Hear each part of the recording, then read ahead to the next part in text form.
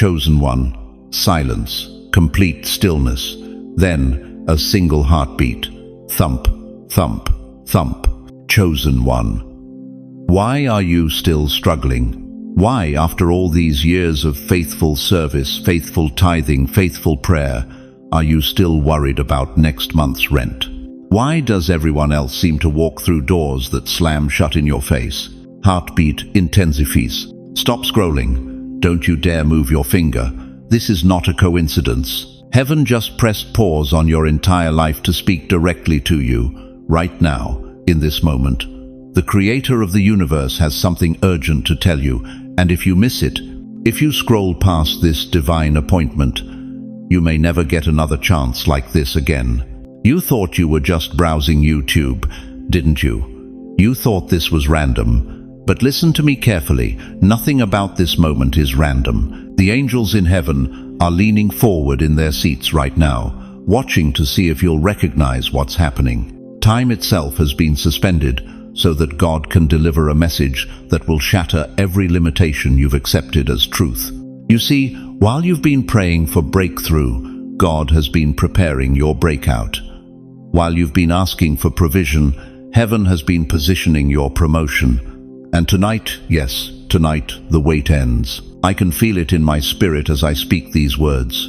Someone watching this right now has been carrying a burden for so long, you've forgotten what it feels like to breathe freely. Someone has been believing God for the same miracle for 20, 30, 40 years. Someone has whispered in the dark, God, did you forget about me? He didn't forget. He was preparing. Before we go deeper into this sacred moment, I want to pause and thank every single one of you who has supported this message through super thanks. Your generosity means more than you know. You're not just donating. You're helping spread light to others who feel alone in their calling. Whether you give or not, I'm deeply grateful for your presence here. Your support, your time, your attention, it all matters. And if this message resonates with your soul, go ahead and let the Holy Spirit lead your heart. But right now, this very second, if you can feel something stirring in your chest, if your spirit is recognizing divine frequency, I need you to type I receive in the comments. Not tomorrow, not after you think about it.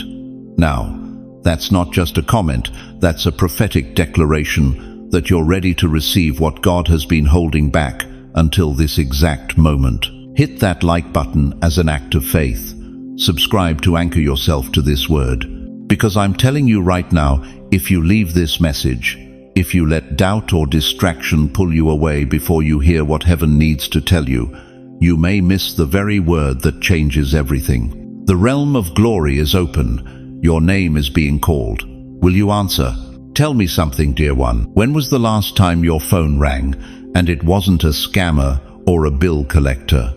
When was the last time someone knocked on your door just to see how you were doing? When was the last time you felt like you truly mattered to another human being? I'm talking to the grandmother who raised 4 children, who sacrificed everything for their success, and now sits alone watching reruns while they're too busy building careers to visit. I'm speaking to the grandfather who worked 47 years at the same factory, who built this country with his bare hands, and now watches his pension shrink, while politicians make promises they'll never keep. You know what breaks my heart? It's the 3 a.m. tears, the ones nobody sees, the ones you cry into that same pillow night after night, wondering if God has forgotten your address. You've served him faithfully for decades. You've tithed when you could barely afford groceries. You've prayed for others when your own heart was breaking. Yet here you are, in your golden years, feeling more forgotten than ever. Your children live within 50 miles of you, but they might as well be on Mars. They call once a week if you're lucky, and the conversation lasts exactly 4 minutes and 30 seconds. Just long enough to ease their guilt, not long enough to ease your loneliness. They send generic birthday cards with their names printed on them, as if their own handwriting has become too precious to waste on the woman who changed their diapers and walked the floor with them when they were sick. And the financial terror that grips you every month, Social Security that barely covers your medication, Medicare that covers everything except what you actually need. You count pills instead of taking them daily because you can't afford to run out before the refill date. You shop at 6 a.m. on Tuesdays because that's when the grocery store marks down the meat that expires today. You know every discount at every store within 20 miles of your house, not because you're thrifty, but because you have no choice. The doctor visits that multiply like locusts. Your body, this vessel that carried you faithfully for 7, 8, 9 decades, is betraying you piece by piece. Your knees remind you of every step you've taken. Your back carries the weight of every burden you've borne. Your eyes grow dim, and you wonder if God is preparing you not to see this world much longer. But the deepest pain isn't physical. It's the regret that sits on your chest like a stone. The harsh words you can't take back. The dreams you buried under responsibility. The chances you were too afraid to take. The what-ifs that haunt your quiet moments. You lie awake wondering if you wasted the life God gave you, if you failed the people who counted on you, if your legacy is disappointment wrapped in good intentions. Listen to me carefully. Psalm 56:8 declares something that will shatter your isolation. You keep track of all my sorrows. You have collected all my tears in your bottle. You have recorded each one in your book. Every tear you've cried into that pillow when nobody was around, God caught it. Every sob that racked your body in the shower where no one could hear, He recorded it. Every moment you felt invisible to the world, you were visible to heaven. You think you're forgotten, but you're not. You think you're disposable, but you're not. You think your time has passed, but beloved, what if your most important chapter hasn't even begun yet? The world sees your wrinkled hands and thinks you're finished. But God sees those same hands and remembers every prayer they've folded, every tear they've wiped, every blessing they've given. Society sees your slower steps and assumes you're declining. But heaven sees those same steps and knows they're approaching your greatest assignment. Right now, if these words are hitting places in your heart that haven't been touched in years, if you recognize your story in my voice, I need you to whisper something. Don't think about it. Don't analyze it. Just whisper, "Yes, Lord, this is me." Say it again. "Yes, Lord, this is me." Because what I'm about to tell you next will explain why you've had to endure so much silence, so much struggle, so much seeming abandonment. The enemy didn't attack you because you were weak. He attacked you because he saw what God planted in you before you were born, and it terrified him. But his time of tormenting you is about to end, because heaven has been preparing something that will make every tear worth it. Listen to me very carefully, dear one. What I'm about to tell you will shatter every lie you've believed about your suffering. You've carried shame for decades, haven't you? Shame about that business that failed in 2008. Shame about the marriage that ended when you thought it would last forever. Shame about the children who don't call as often as they used to. Shame about sitting in that doctor's office, hearing words that made your world stop spinning. You've whispered to yourself in the dark hours, "What did I do wrong? Why me? Why does everyone else seem to have it figured out while I'm still picking up pieces?" But what if I told you that every single tear you've cried was collected in heaven's bottles? What if I told you that what you called your greatest failure was actually your greatest preparation? Jeremiah 1-5 declares with thunderous authority, "Before I formed you in the womb I knew you. Before you were born I set you apart." Do you understand what that means? Before your first breath, before your first heartbeat, before your mother even knew she was carrying you, the Almighty God looked down the corridors of time and said, This one will carry my fire through the darkest hour America has ever known." You weren't born to blend in. You were born to stand out. You weren't designed for comfort. You were designed for conquest. Every storm that nearly broke you wasn't punishment. It was training. That rejection that cut you to the bone wasn't abandonment. It was redirection towards something greater than you ever dared imagine. You know what your problem has been? You've been looking at your scars and seeing failure. But God looks at those same scars and sees credentials. You've been seeing your pain as proof that you're cursed, but heaven sees your pain as proof that you're chosen. Think about a seed buried in the darkness of soil. Does it know that the weight pressing down on it isn't meant to crush it, but to strengthen it? Does it understand that the very darkness it's surrounded by is exactly what it needs to grow? That seed doesn't complain about the dirt. It uses the dirt. You've been complaining about the dirt in your life, but I'm here to tell you that dirt has been your greatest teacher. That financial struggle taught you to trust God when your bank account said zero. That health scare showed you that your strength doesn't come from your body, it comes from your spirit. That loneliness carved out spaces in your heart so deep that only divine love could fill them. You were never overlooked, beloved. You were marked. Like a butterfly trapped in its cocoon, you felt confined, restricted, unable to spread your wings. But what you didn't understand is that the cocoon wasn't your prison, it was your preparation chamber. Every struggle, every sleepless night, every moment you wanted to give up was God building flight muscles you didn't know you needed. And now, right now, it's time to emerge. You see, the enemy has been running a psychological warfare campaign against your mind for years. He's whispered, "You're too old, you're too broken, you've missed your chance." God uses other people, not people like you. But those are lies from the father of lies. The truth is, you're not too old, you're perfectly aged like fine wine. You're not too broken, you're perfectly prepared like a warrior with battle scars. You haven't missed your chance, you've been saved for such a time as this. Moses was 80 when God called him to deliver a nation. Sarah was 90 when she gave birth to nations. You think God's arm is too short to reach you at your age?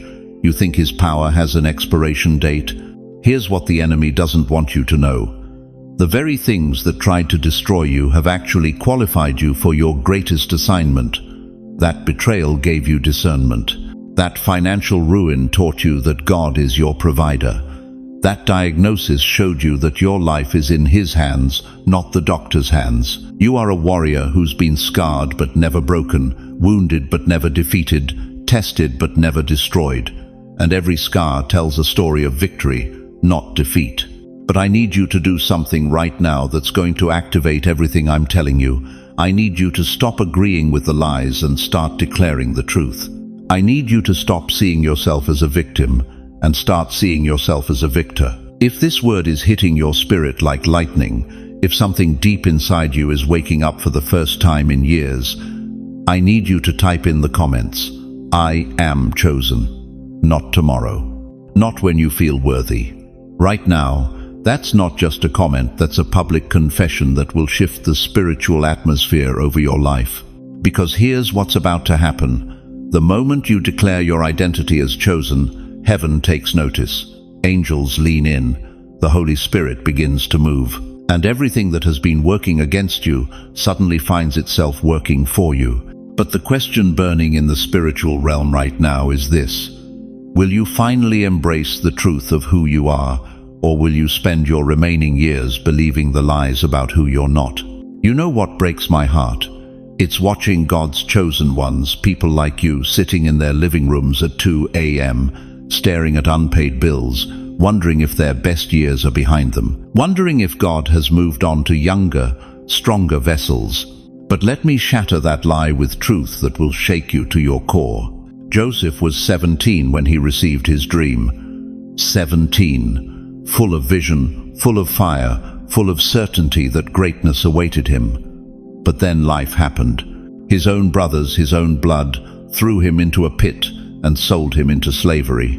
13 years. 13 long years of prison cells, false accusations, and forgotten promises. Can you imagine? 13 years of wondering, God, where are you? Did I hear you wrong? Was that dream just youthful arrogance?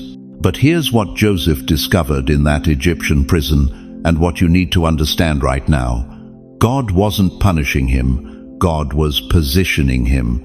Every betrayal was building his character. Every injustice was increasing his capacity. Every year of waiting was preparing him for a moment when he would stand before Pharaoh and save the known world from famine. Genesis 50-20, Joseph looked at his brothers and said, "You intended to harm me, but God intended it for good to accomplish what is now being done, the saving of many lives.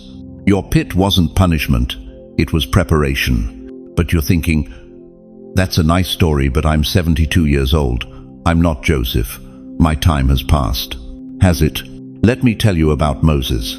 This man spent 40 years thinking he was somebody, a prince in Pharaoh's palace. Then he spent another 40 years thinking he was nobody, a shepherd in the wilderness, forgotten, irrelevant, past his prime, 80 years old. In his day, that was ancient, that was finished, that was done. But God had other plans. Exodus 7:7 tells us Moses was 80 years old when he stood before Pharaoh and demanded, "Let my people go." 80, not retiring, not stepping aside for younger leadership, standing up, speaking out, shaking an empire. Your age isn't your limitation, it's your qualification. You've lived long enough to see God's faithfulness through every season. You've weathered storms that would have destroyed lesser souls. You've accumulated wisdom that no college course could teach. You've developed a relationship with the Almighty that only comes through decades of walking together through valleys and mountaintops. But the enemy has been whispering lies, hasn't he? You're too old, you're too tired, you missed your chance. God's finished with people like you. That's not God's voice, that's hell's propaganda. Look at Harriet Tubman. Born into slavery, beaten, broken, written off by a society that saw her as property. But something burned in her spirit that no master could own, no chain could bind. She carried fire in hidden places, leading slave after slave to freedom through the Underground Railroad. "I never ran my train off the track," she said, "and I never lost a passenger." What made her dangerous to the kingdom of darkness? Not her strength, she was a small woman. Not her resources, she was poor. Not her education, she couldn't read. But she carried something that hell cannot manufacture, the unshakable conviction that God had called her for such a time as this. That same fire burns in you right now. Think about Nelson Mandela, 27 years in prison. 27 years. Most people would have emerged bitter, broken, defeated. But Mandela understood something profound about divine timing. Those prison walls weren't stopping his destiny, they were refining it. Every year of suffering was forging a character strong enough to unite a divided nation. He was 71 when he became president of South Africa. 71. The world counted him out. History had written him off, but God had the final word. And if God could take a Hebrew slave boy and make him second in command of Egypt, if he could take an 80-year-old shepherd and turn him into the deliverer of nations, if he could use a barely literate former slave to become one of America's greatest heroes, if he could transform a prisoner into a president, what makes you think he's done with you? You've been believing the lie that your season is over. You've been listening to voices that say your dreams died with your youth, that your calling expired with your career, that your impact ended with your retirement. But I hear something different. I hear the sound of heaven declaring, this is not your ending, this is your elevation. This is not your sunset, this is your sunrise. This is not your retirement, this is your recommissioning. Right now, someone watching this message is feeling something stirring in their chest. Something that's been dormant for years is waking up. A dream that seemed dead is gasping for breath. A calling that felt forgotten is knocking at your heart again. Don't you dare ignore it. Write in the chat right now, don't think about it. Don't hesitate. Write these 4 words. My time is not over. Write it with the authority of someone who serves a God who specializes in new beginnings. Write it with the confidence of someone whose story is still being written by the author of eternity. Your pit prepared you for your palace. Your wilderness trained you for your promised land. Your prison refined you for your presidency. The question burning in the throne room of heaven right now is this: will you answer the call, or will you let fear convince you that God's finished with people like you? Because I'm about to show you something that will shatter every excuse you've ever made about being too old, too late, or too forgotten to be used by God in extraordinary ways. Listen to me, chosen one. Can you hear that sound? That's not your heartbeat anymore. That's the ticking of heaven's clock. And I need to tell you something that's going to shake you to your core. Time is running out for your old life. Right now, as I speak these words, there are chains around your finances, around your health, around your very destiny that have held you captive for decades. But God just whispered something in my spirit that made my bones tremble. He said, "Tell them the chains are breaking. Tell them the prison doors are swinging open. But tell them this window won't stay open forever." You see, dear one, there are moments in Scripture when God moved, not gradually, not slowly, but instantly, dramatically, with such force that the very foundations of reality shifted. Think about Joshua standing before the walls of Jericho. For 6 days, nothing happened. 6 days of walking in circles while those massive walls mocked every step. The people probably whispered, "This isn't working. We look foolish. Maybe we heard wrong." But on the 7th day, Joshua 6:16 says, Joshua commanded the people, "Shout, for the Lord has given you the city." One shout, one moment of obedience, and walls that had stood for generations crumbled to dust in seconds. That's your Jericho moment, and it's happening right now.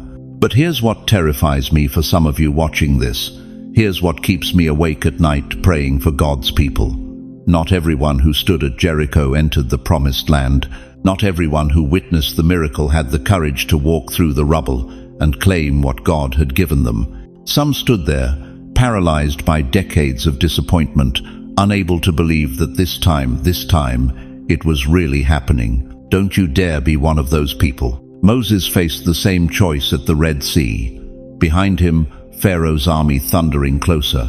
Before him, an impossible barrier of water stretching beyond sight. The people panicking, screaming, "Why did you bring us here to die?" But Exodus 14:13 records Moses' response, "Do not be afraid. Stand firm, and you will see the deliverance the Lord will bring you today."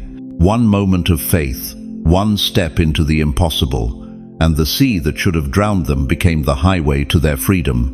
Your Red Sea moment is here. The question burning in heaven right now is this: will you step into the miracle, or will you stand on the shore making excuses while your breakthrough passes you by? Because I need you to understand something that will either ignite your faith or expose your fear.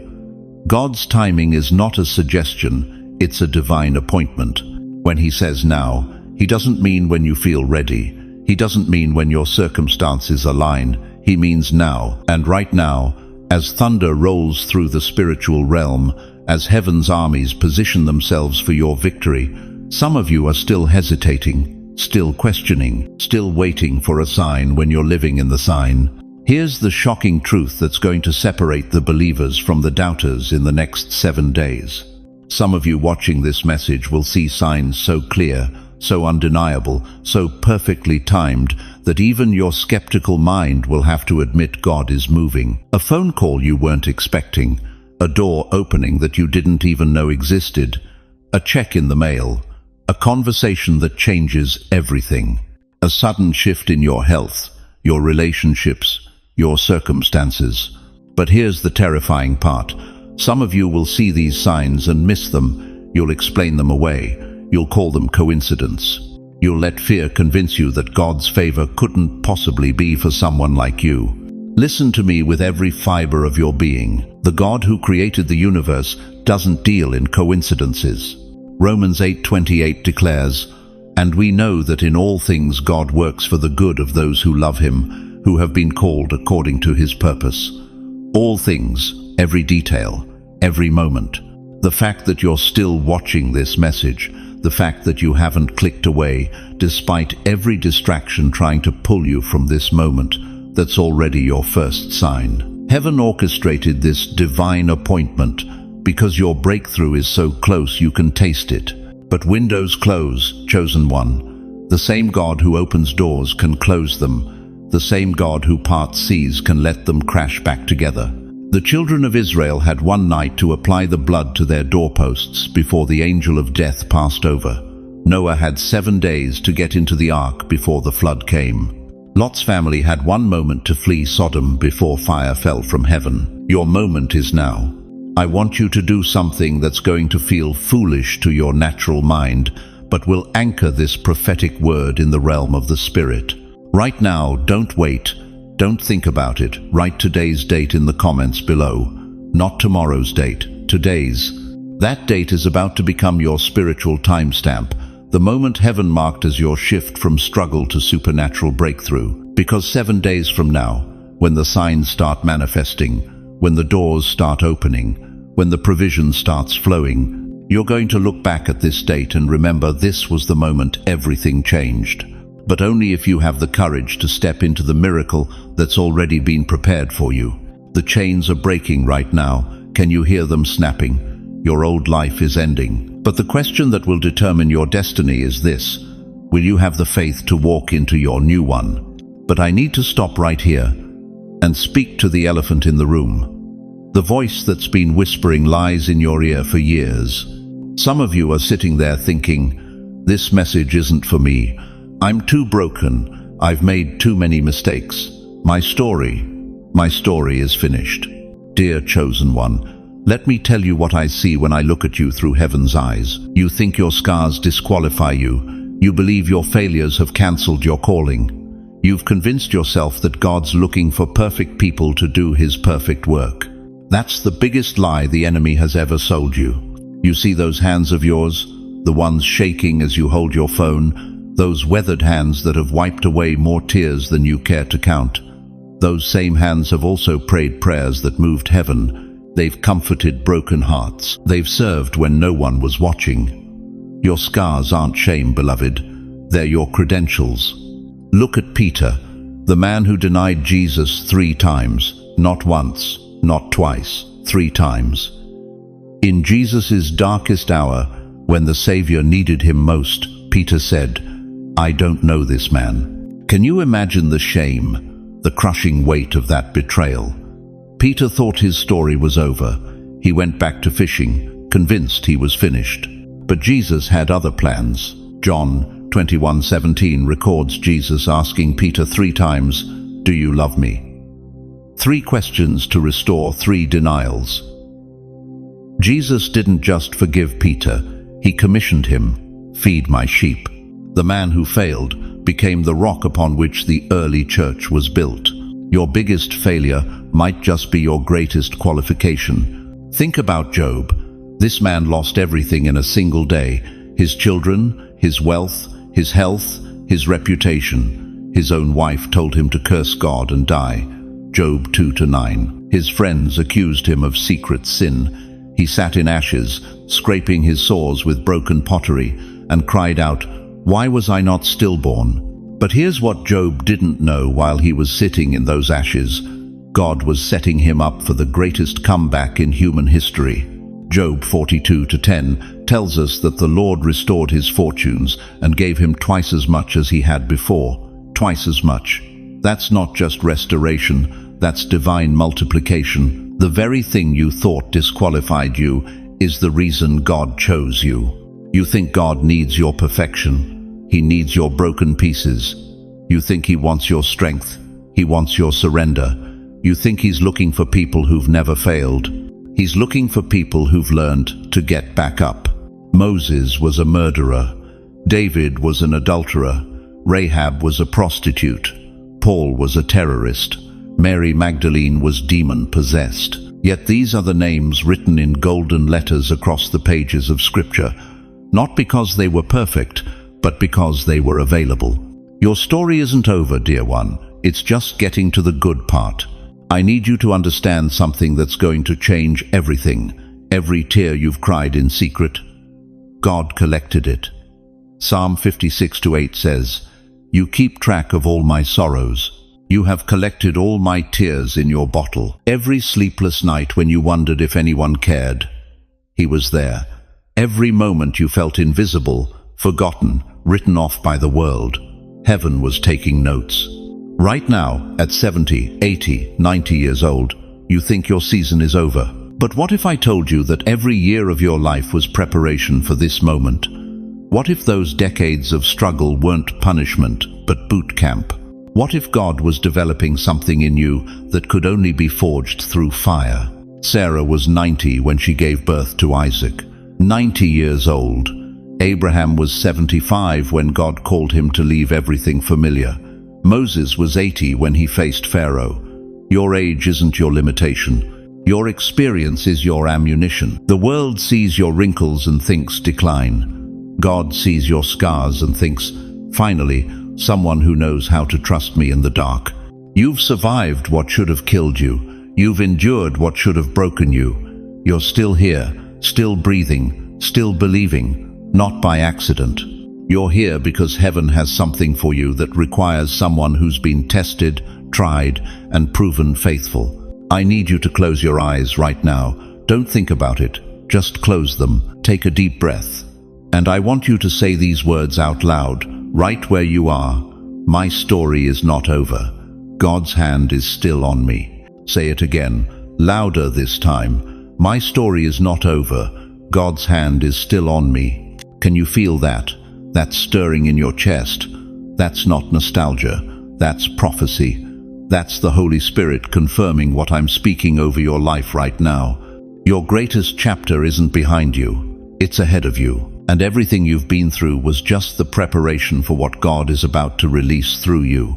The question that will determine everything about your next season is this: will you finally stop seeing yourself as damaged goods and start seeing yourself as God's secret weapon? Listen to me, chosen one. Right now, as I speak these words, something ancient is stirring in the heavens. The same God who breathed life into dry bones is breathing resurrection power into your dead situations.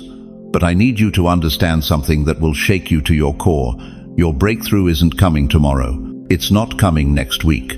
It's happening right now. You see, while you've been sitting there wondering if God has forgotten your address, heaven has been orchestrating the greatest comeback story of your lifetime. Every tear you've shed in secret, God collected them. Every prayer you whispered at 3 a.m. when sleep wouldn't come, He recorded them. Every moment you felt invisible, forgotten, cast aside, He was positioning you. Isaiah 40:31 declares, "But those who wait on the Lord shall renew their strength. They shall mount up with wings like eagles." Not crawl up, not climb up, mount up. Like an eagle soaring above the storm that's trying to destroy everything beneath it. That's you right now. You're not in the storm anymore, you're above it. But here's what's going to shock you. The very thing that nearly destroyed you, that financial crisis that left you eating beans from a can, that diagnosis that made your hands shake, that betrayal that broke your heart into 1,000 pieces, God is about to turn it into your greatest testimony, like a phoenix rising from ashes that were meant to be its grave. How many of you remember the story of Joseph? 17 years old, dreaming of greatness, only to be thrown into a pit by his own brothers, sold into slavery, falsely accused, forgotten in prison. For 13 years, it looked like God had forgotten him. 13 years. But Genesis 41:14 tells us that in one day Pharaoh called for Joseph. And verse 41 says, Pharaoh said to Joseph, "I hereby put you in charge of the whole land of Egypt, from prisoner to prime minister in 24 hours. That's God's timing. Your 24 hours is here. You feel it, don't you? That stirring in your chest, that knowing that something massive is about to shift. That's not your imagination. That's the Holy Spirit, confirming what I'm speaking over your life right now. This is your time. This is your season. This is your moment. But I need to tell you something that might make you uncomfortable. The enemy knows what time it is too. That's why the attacks have been so vicious lately. That's why depression tried to take you out last month. That's why that bill showed up you weren't expecting. That's why family members suddenly turned cold. The devil doesn't waste ammunition on empty targets. He's been shooting at you because he sees what's coming. He sees your promotion. He sees your vindication. He sees the moment when everyone who counted you out will have to watch God count you in. Your grandchildren will see it. Your enemies will watch it. Your legacy will carry it. This is your time. This is your season. This is your moment. Think about David standing before Goliath. 9 feet 6 inches of mockery towering over a teenage shepherd boy. The giant laughed. The army trembled. But David? 1 Samuel 17:45. You come against me with sword and spear and javelin, but I come against you in the name of the Lord Almighty. One stone, one shot, one moment that changed everything. Your stone is in your hand right now. Your giant is about to fall. But here's what most people don't understand about breakthrough moments: they require movement. God's miracle power doesn't flow to stationary targets, it flows to obedient hearts. It flows to people who will stand up in faith, even when their knees are shaking. Some of you are sitting there thinking, but I'm 70 years old, I'm 80, my time has passed. That's the biggest lie the enemy ever told you. Moses was 80 when God called him to deliver a nation. Abraham was 100 when Isaac was born. Caleb was 85 when he said, "Give me this mountain." Your age isn't your limitation, it's your qualification. Every year you've lived has been preparation for this moment. This is your time, this is your season, this is your moment. Right now, I can feel the presence of the Lord so strong in this place. Angels are moving, chains are breaking, dead things are coming alive. But you have to participate in your own miracle. I need you to stand up where you are. I don't care if you're in your living room. I don't care if someone might see you. I don't care if your arthritis is acting up. Stand up. This is a prophetic act. This is you telling heaven you're ready to rise. Now say these words out loud, and I mean out loud. I am chosen. I receive what God has for me. My breakthrough starts now. Did you feel that? That's the atmosphere shifting. That's your situation changing. That's God honoring your act of faith. But I have to warn you, what happens next is going to require everything you've got. Because when God elevates you, the enemy escalates his attacks. When heaven promotes you, hell tries to intimidate you. Are you ready for that level of spiritual warfare? Some of you watching this right now, you feel like you've been walking through a wilderness for so long, you've forgotten what green grass looks like. Dry seasons, lonely seasons, silent seasons where heaven felt like brass and your prayers seemed to bounce off the ceiling like rubber balls. You wake up at 3 a.m. wondering if God packed up and moved without giving you his forwarding address. Let me ask you something that might cut deep. How many years have you been in this place? How many birthdays have come and gone while you're still believing for the same breakthrough? How many times have you watched others walk through doors while you're still knocking on walls? You thought God forgot about you, didn't you? Look at the children of Israel. Exodus 16:35 tells us they wandered in that desert for 40 years. 40 years. Can you imagine? An entire generation eating the same manna, walking the same sand, staring at the same horizon day after day after day. They probably looked around and said, "This is it. This is our life now. We're going to die in this wilderness." But here's what they couldn't see. Every step in that desert was preparing them for a promised land they weren't ready for when they started walking. Think about Moses. Acts 7:30 says he spent 40 years on the backside of the desert, tending sheep. 40 years. The man who would one day split seas and speak to God face to face was picking thorns out of sheep's wool. He probably looked in the mirror and said, "I'm 80 years old. My best days are behind me. I missed my moment." He had no idea his greatest moment was still ahead. You think your wilderness is punishment? You think those dry years were God's way of putting you on the shelf? Listen to me carefully. You weren't buried, you were planted. There's a massive difference between being buried and being planted. When something is buried, it's meant to stay hidden forever. But when something is planted, it's preparing to explode with life that will feed nations. Every rejection that stung like a slap across your face, that was soil being prepared. Every door that slammed when you thought breakthrough was finally coming, that was God protecting the seed from premature exposure. Every night you cried yourself to sleep, wondering if anyone saw your faithfulness. Those tears were watering something you couldn't see growing in the darkness. Elijah knew this feeling. 1 Kings 19:4 shows him under that broom tree, so exhausted, so defeated, so done with it all that he prayed to die. "I have had enough, Lord. Take my life." This is the same man who called down fire from heaven just chapters before. But sometimes the wilderness comes right after your greatest victory. Why? Because God wasn't punishing Elijah. He was preparing him for a whisper that would change everything. Here's the shocking truth that's going to revolutionize how you see your story. The wilderness was never punishment. It was preparation. Every year you spent feeling forgotten was actually God developing the character you'd need to handle what He's about to release. You couldn't have handled your calling at 30. You didn't have the wisdom. You couldn't have stewarded your breakthrough at 40. You didn't have the patience. You couldn't have managed your miracle at 50. You didn't have the maturity. But now you've been through the fire. Now you know what it means to trust God when you can't trace Him. Now you understand that His silence doesn't mean His absence. David wrote Psalm 23, not from a palace, but from a cave. Yea, though I walk through the valley of the shadow of death, I will fear no evil. He didn't write that as a king. He wrote that as a man who learned to hear God's voice in the wilderness. Your wilderness wasn't your grave, it was your school. And graduation day is here. Right now, I can feel it in my spirit. Someone watching this has been in their wilderness for so long they've made peace with the desert. You've decorated your tent. You've gotten comfortable with less than God's best. But heaven is shaking you awake because your promised land is closer than you think. The same God who led Israel out with a pillar of fire by night is leading you out of your wilderness season.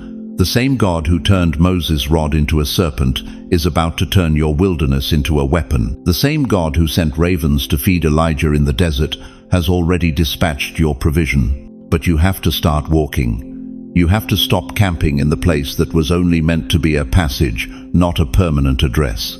If you're ready to leave the wilderness behind, if you can feel something stirring in your bones that says, "My time is now," type these words in the comments. I'm coming out of the wilderness. Say it like you mean it. Say it like you believe it. Say it because the desert you've been walking through is about to bloom like a rose. But what happens next will require you to understand why God chose the wilderness to prepare you for the palace. Listen to me carefully, dear chosen one. Every single tear you've cried in secret, every night you laid awake, wondering if God had forgotten your address. Every moment you felt invisible, while others got promoted, celebrated, recognized.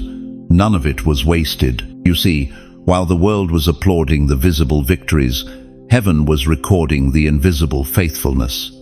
While others were building their platforms, God was building your character. While they were getting their 15 minutes of fame, you were getting a lifetime of preparation. Do you know why David wasn't invited to the party when Samuel came looking for Israel's next king? 1 Samuel 16:11 tells us David was out in the fields, forgotten by his own father, forgotten by his brothers, but not forgotten by God. Why wasn't he at the table with his siblings? Because God doesn't anoint the celebrated, He anoints the consecrated. David wasn't being overlooked. He was being prepared in the hidden place where character is forged and calling is confirmed. Every sunrise David watched over those sheep, every lion he killed with his bare hands, every bear that threatened the flock that wasn't random. That was training. God was teaching a shepherd boy how to protect a nation. He was developing the heart of a king in the body of a nobody. But here's what's going to shatter your understanding of your own story. You think you've been sidelined. You think you've been benched. You think your best years are behind you because society tells you that significance belongs to the young, the connected, the celebrated. That's a lie straight from hell. The coal doesn't know it's becoming a diamond. Deep beneath the earth, under crushing pressure, in absolute darkness, carbon transforms into something precious. The coal can't see the process. It only feels the pressure. But pressure isn't punishment. It's preparation for preciousness. You've been under pressure for decades, haven't you? Financial pressure, health pressure, family pressure, the pressure of watching others succeed while you struggled in silence. But what if I told you that every pound of pressure per square inch was God preparing you for a weight of glory you can't even imagine? You survived what should have broken you. You endured what destroyed others. You kept believing when logic said, quit. That wasn't accident, that was appointment. Heaven needed someone who could carry authority without arrogance, who could handle power without pride, who could steward blessing without becoming conceited. Look at your hands right now. Really look at them. Those aren't ordinary hands. Those are hands that have been through the fire and come out refined. Those wrinkles aren't signs of aging, they're marks of faithfulness. Every line tells a story of another day you chose to trust God when trusting seemed foolish. Moses spent 40 years in the wilderness before his ministry began. 40 years. In today's world, we'd call that career suicide, but God was transforming a prince who ran from responsibility into a leader who would face Pharaoh without flinching. The wilderness wasn't Moses' punishment, it was his university. What wilderness have you been walking through? What desert season has felt endless? What valley of the shadow of death have you traversed, while others seem to skip from mountaintop to mountaintop? That wilderness was your seminary. That valley was your graduate school. Those dark nights of the soul weren't evidence that God abandoned you. They were proof that He was preparing you for something so significant that it required specialized training. The fact that you're still here, still breathing, still believing after everything hell has thrown at you, that's not luck. That's divine preservation. God has been protecting what He's been preparing. Heaven has been guarding what it's been grooming. You know what terrifies the enemy most? It's not the untested believer with loud faith. It's the tested saint with quiet confidence. It's the person who's been through the furnace and came out knowing that if God be for them, who can be against them? Every betrayal taught you discernment. Every financial crisis taught you dependence. Every health scare taught you to number your days. Every closed door taught you to wait on God's timing. The enemy meant it for evil, but God meant it for equipment. Right now, someone watching this is realizing that their hidden years weren't wasted years. Someone is understanding that their silent seasons weren't punishment seasons. Someone is seeing that what felt like delay was actually divine development. If that's you, if something in your spirit is confirming that your training is complete, that your preparation period is over, that your launch season is here, I need you to do something prophetic right now. Raise your hand where you are. Don't worry who's watching. Raise it high and type in the comments, God saw me. Because while the world overlooked you, heaven was overseeing your development. While people passed you by, providence was positioning you for purpose. The hidden years are over. Chosen one. The preparation phase has ended. What happens next will prove that every tear was an investment, every trial was training, every test was preparation for your testimony. But the question that will determine your destiny is this: now that you know your training is complete, are you ready to step into the arena heaven has prepared for you? Chosen one, God has been whispering blueprints in your spirit. You felt it, didn't you? Those dreams that came at 3 a.m., those sudden knowings that made no logical sense. Those moments when you stared out the window and something deep inside you said, there's more. There has to be more. You thought you were losing your mind, but you were receiving downloads from heaven. Listen to me carefully. Your life is like Noah's Ark. Stay with me on this. Genesis 6:14 says God told Noah, make yourself an ark of gopher wood. But here's what most people miss. Noah had never seen rain. He was building a boat in a desert, and the world mocked him for 120 years. 120 years of hammering, sawing, and enduring ridicule. But every act of obedience was a plank of wood. Every prayer you've whispered in desperation was a nail being driven deep. Every tear you've shed, those aren't signs of weakness. They were drops of rain, preparing you for what's coming. You've been building, haven't you? Maybe you didn't even know it. Every time you got up when you wanted to stay down, every time you forgave when bitterness felt easier, every time you tithed when your bank account screamed no, you were building your ark, plank by plank, prayer by prayer, tear by tear. But here's where it gets controversial. Here's where I need you to really listen. The storm that's been threatening your horizon, that financial pressure that keeps you awake, that health scare that won't leave you alone, that family crisis that's tearing your heart apart. What if I told you it's not coming to destroy you? What if the storm is coming to lift your ark? You see, Noah didn't understand the flood until the water started rising. When the first drops fell, when the skies split open, when the fountains of the great deep broke up, that's when he realized the same water that destroyed the world would be the very thing that lifted him above it. Your storm isn't your enemy, it's your elevator. Every financial crisis you've survived taught you that God is your provider. Every health battle you've won proved that He is your healer. Every relationship that almost broke you but didn't showed you that He is your strength. You weren't just enduring those storms, you were learning to float above them. But here's the part that will shock you. Here's the revelation that will change everything. The 120 years Noah spent building wasn't wasted time. It was the exact amount of preparation needed for the exact flood that was coming. Your preparation was not wasted. How many years have you been preparing? How many decades of faithful service? How many sleepless nights wondering if God sees your sacrifice? How many times have you whispered, "Lord, when will my season come?" Your season isn't coming. Your season is here. The flood that everyone fears, the economic uncertainty, the health challenges, the social upheaval, it will not drown you. It will raise you. While others panic, you'll float. While others sink, you'll soar. While others search for safety, you'll already be secured in the ark God has been helping you build your entire life.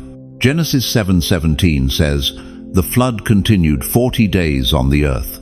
The waters increased and bore up the ark, and it rose high above the earth." The same waters that destroyed lifted Noah above every mountain, every obstacle, every limitation. Your limitations are about to become launching pads. But here's the urgent truth you need to grasp right now. The door of the ark is about to close, not because God wants to shut people out, but because there's a divine timing for divine protection. Genesis 7:16 says, "And the Lord shut him in." God Himself sealed Noah inside for his safety. Right now, heaven is sealing you into your season of supernatural provision. But you have to recognize it. You have to receive it. You have to stop looking at your circumstances as your ceiling and start seeing them as your launching pad. The question isn't whether the flood is coming. The question is your ark ready? Every prayer you've prayed that seemed unanswered was actually timber being delivered. Every tear you've cried was the rain beginning. Every act of faith when you couldn't see was a nail securing your future. Your ark isn't just ready, it's been ready. You've been ready. But are you prepared to float when the flood comes? Are you ready to rise when the waters lift?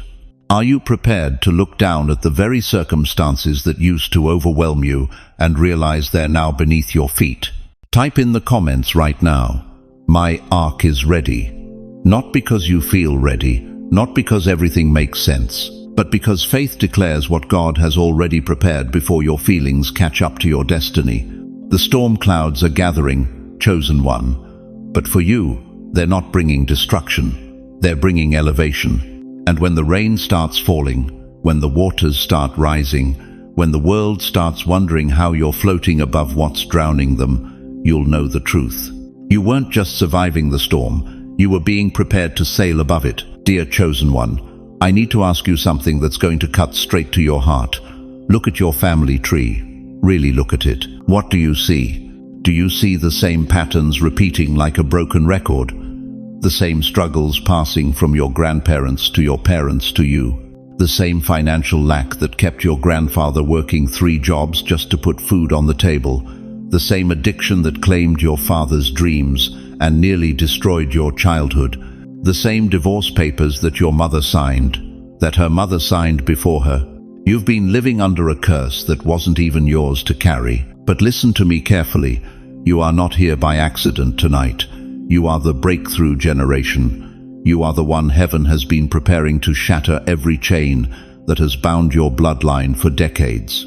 Genesis 50:20 declares, "You intended to harm me, but God intended it for good to accomplish what is now being done, the saving of many lives." Joseph spoke these words to the very brothers who betrayed him, sold him into slavery, left him to rot in a foreign prison. But Joseph understood something profound. He wasn't just surviving his pain, he was breaking a generational cycle of jealousy, betrayal, and dysfunction that had plagued his family for generations. Your pain has a purpose. Your struggle has a strategy. God has been using every broken piece of your family's history to forge you into a chain breaker. Think about this. Why do you think the warfare against your family has been so intense? Why has it felt like every generation before you has fought the same battles, faced the same demons, carried the same burdens? Because the enemy knows something about your bloodline that you're just now discovering. He knows that this generation, your generation, was destined to break free. He knows that everything changes with you. That's why he's thrown everything he's got at your family line. He's been trying to destroy the very generation that would destroy his stronghold over your family forever. But he's too late. You're still standing. You're still breathing. You're still believing. And that terrifies him. Your grandmother prayed on her knees every night for someone in this family to rise up and break these chains. Your grandfather worked himself to death believing that somehow someone in his lineage would live the abundant life he never could. Every tear they shed, every prayer they whispered, every sacrifice they made, it was all preparing the way for you. You are their answered prayer, walking around in human flesh. But here's where it gets urgent. You can't just survive these generational patterns, you must shatter them. You can't just cope with the dysfunction, you must conquer it. Because right now, your children and grandchildren are watching. They're learning. They're absorbing the blueprint you're laying down for their future. What legacy are you leaving them? What story are they going to tell about the day everything changed in this family? Look at your own children right now. I don't care if they're 5 years old or 50 years old. Can you see the same struggles beginning to manifest? The same insecurities your mother battled? The same anger your father carried? The same financial fears that kept you awake at night? The chain is trying to continue. The curse is attempting to pass to the next generation. But God has positioned you right here, right now to say, no more. Deuteronomy 30:19 gives you a choice. I have set before you life and death, blessings and curses. Now choose life, so that you and your children may live. This isn't just a nice Bible verse. This is a divine mandate. You have the authority to choose not just for yourself, but for every generation that will come after you. But you have to make the choice. You have to take the stand. You have to be the Joseph in your family who says, what the enemy meant for evil, God is turning for good. Joseph didn't just forgive his brothers, he saved them. He didn't just break free from the pit, he became Prime Minister of Egypt. He didn't just survive the betrayal, he turned it into the very platform that would preserve his family during 7 years of famine. That same power is available to you tonight. The same God who elevated Joseph from the prison to the palace is ready to elevate you from surviving to thriving. But first, you must make a declaration that will echo through eternity. The chain stops with you. The curse ends with you. The story rewrites with you. Your children and grandchildren will not inherit poverty. They will inherit prosperity. They will not inherit addiction. They will inherit authority. They will not inherit broken marriages. They will inherit blessed unions. They will not inherit mental illness. They will inherit sound minds and peaceful hearts. But it starts with your voice. It starts with your declaration. It starts with you taking spiritual authority over your bloodline and speaking life where death has reigned.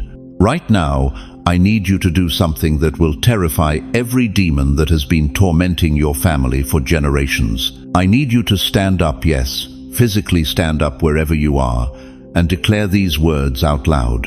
It ends with me. The generational curse stops here. Legacy begins with me. My children will know abundance. My grandchildren will walk in victory.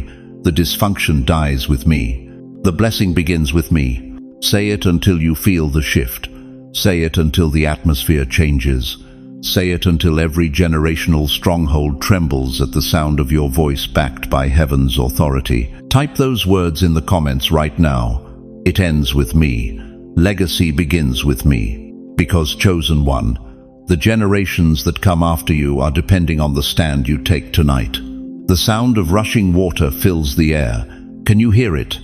That's not your imagination, chosen one. That's the sound of impossibility crashing against the shore of your faith right now. You stand exactly where Moses stood 3,500 years ago. Behind you, Pharaoh's army thundering closer by the second. The weight of every bill collector, every medical diagnosis, every broken relationship, every shattered dream bearing down on you like 600 chariots. And in front of you, an ocean so vast, so impossible, that your natural mind screams, there's no way through. Moses stood on that same sand, holding a wooden staff, looking at 2 million terrified Israelites who were about to be slaughtered. The Red Sea stretched before him 600 feet deep in some places, completely impassable. Logic said they were finished. Circumstance said they were trapped. Experience said they were about to die. But God said something different. Listen to me carefully, dear one. Right now, in your living room, in your bedroom, wherever you're watching this, you are standing at your Red Sea moment. That diagnosis the doctor gave you, that's Pharaoh's army. That foreclosure notice, those wheels of debt crushing down on you. That child who won't return your calls, that marriage hanging by a thread after 40 years. That's your Egypt, pursuing you into what feels like certain destruction. And you're holding your staff, your faith, wondering if God has forgotten your address.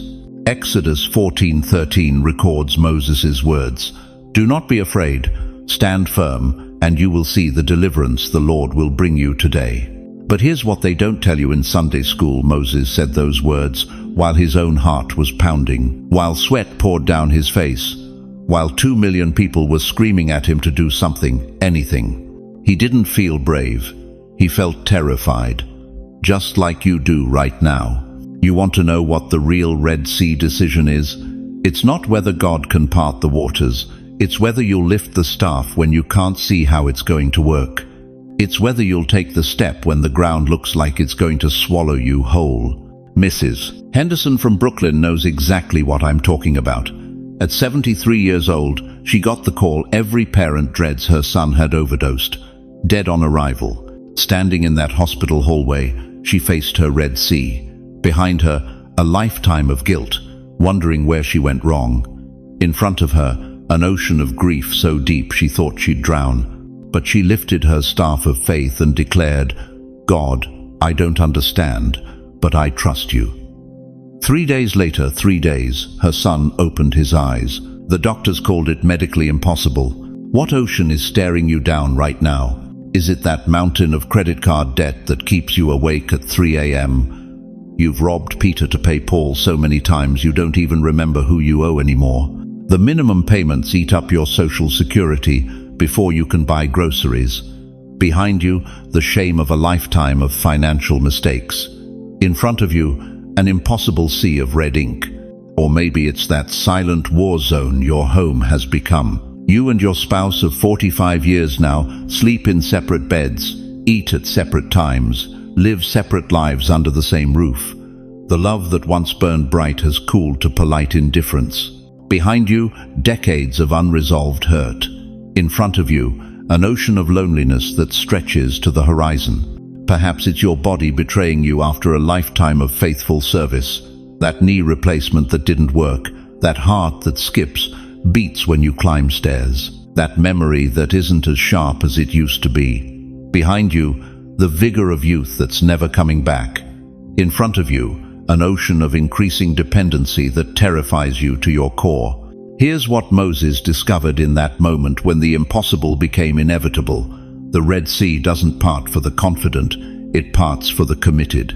Exodus 14:16 records God's command. Raise your staff and stretch out your hand over the sea to divide it. Notice what God didn't say. He didn't say, wait until you feel ready. He didn't say, wait until it makes sense. He didn't say, wait until you can see the bottom of the ocean floor. He said, stretch out your hand now. Chosen one, what staff is God asking you to lift right now? What impossible step is He asking you to take while the waters are still crashing? What prayer is he asking you to pray while your circumstances are still screaming defeat? The sound is getting louder now. Do you hear it? That's not just water anymore. That's the sound of breakthrough thundering toward your situation. The same God who commanded Moses to lift his staff is commanding you to lift yours. That phone call you've been afraid to make it. That conversation you've been avoiding for months, have it.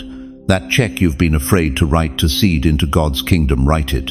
That dream you buried under years of disappointment, resurrect it. But here's the part that will shake you to your bones.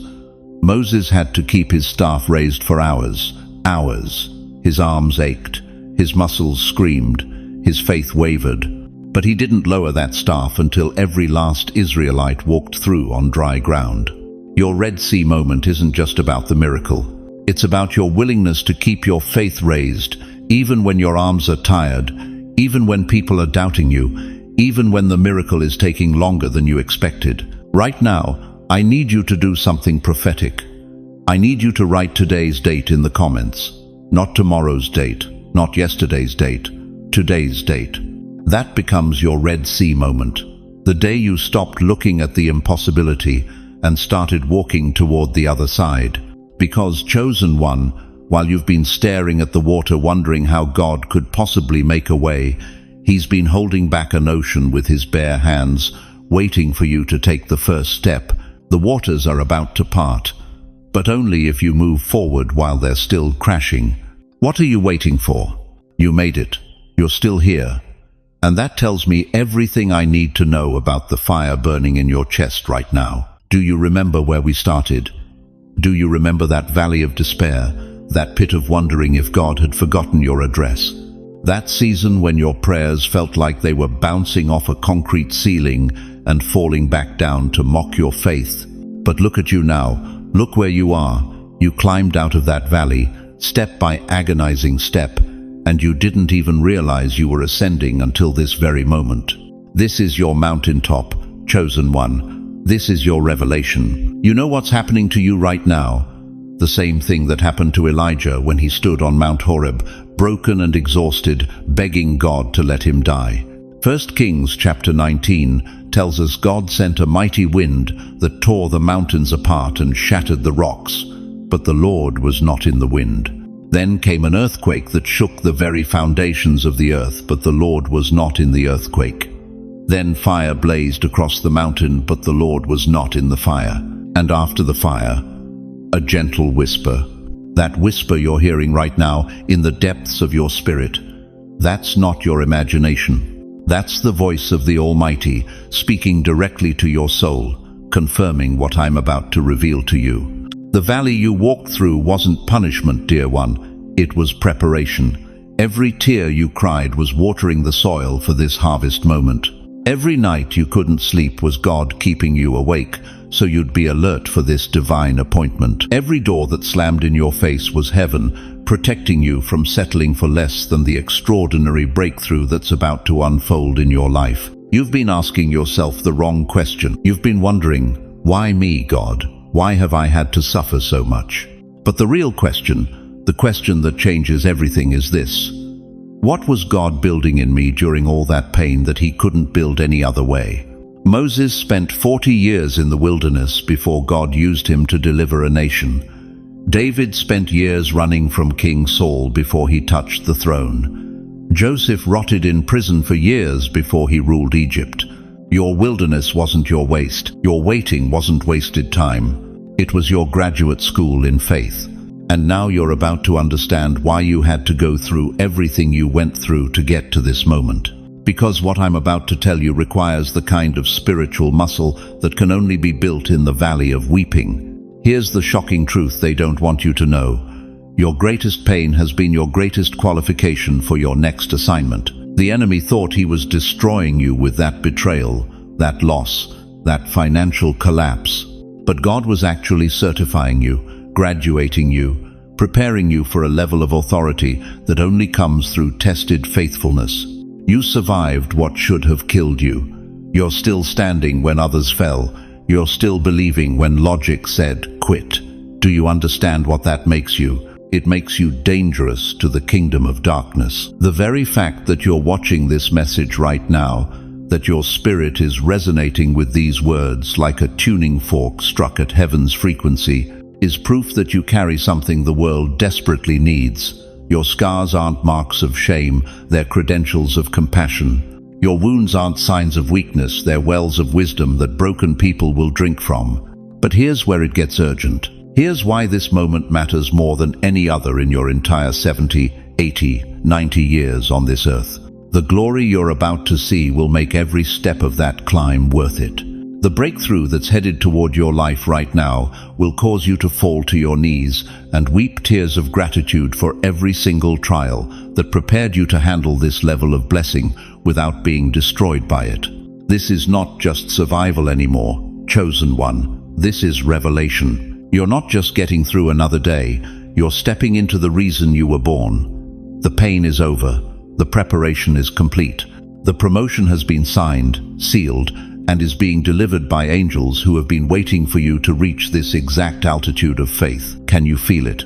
That shift in the spiritual atmosphere, that electricity in the air that makes your skin tingle and your heart race.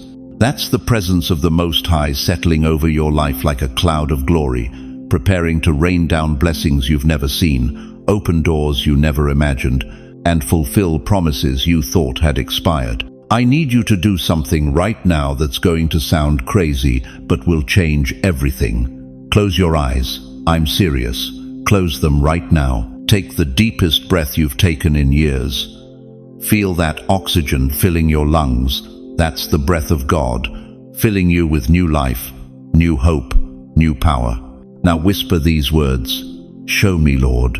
Show me what you've been preparing me for. I'm ready to see with spiritual eyes what my natural eyes couldn't perceive. The view from this mountaintop is about to take your breath away, and what you see next will determine whether you spend your remaining years in the valley of regret or the highlands of divine purpose. Are you ready to see what God sees when He looks at your future?